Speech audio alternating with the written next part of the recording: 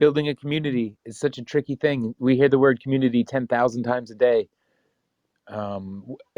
They're so amorphous. If there's not a place to gather, and then you start to question what is the community? Who's in it? Who's active? Who's doing what?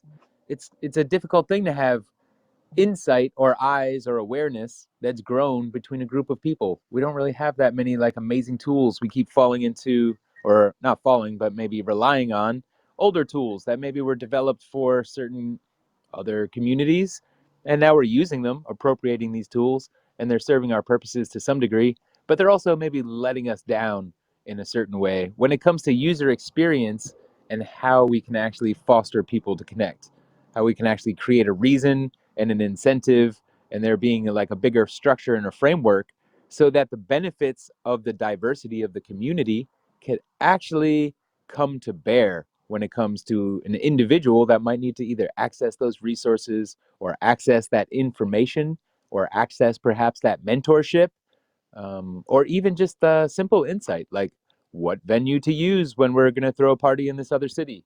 All of these things come from shared intelligence, and yet if there's not some kind of an infrastructure, some kind of streets or road system that connects people together, or train tracks, any of these kind of metaphors, without those tracks that actually connect people together, what is really the community?